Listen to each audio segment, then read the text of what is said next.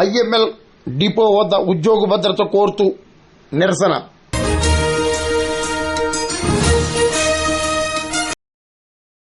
ప్రభుత్వ మద్యం దుకాణాల్లో పనిచేస్తున్న తమకు ఉద్యోగ భద్రత కల్పించాలని కోరుతూ కాకినాడ సామర్లకోట ఐఎంఎల్ డిపో వద్ద బ్రాందీ షాప్ ఉద్యోగులు నిరసన వ్యక్తం చేశారు. ఉద్యోగ భద్రత కల్పించకపోతే ప్రత్యక్ష ఆందోళన చేపడతామని హెచ్చరించారు.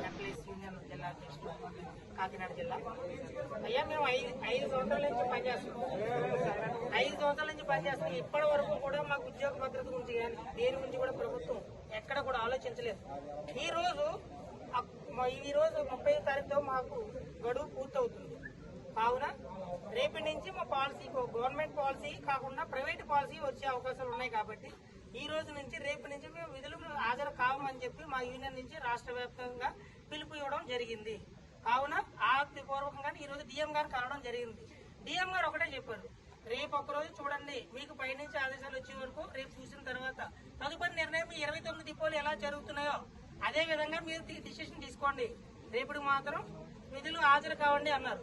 అయితే మన సభ్యులందరికీ కూడా రేపు ఒక్కరోజు 29 డిపోలు ఎలా జరుగుతుందో మేము అందరం అదే చేస్తాం.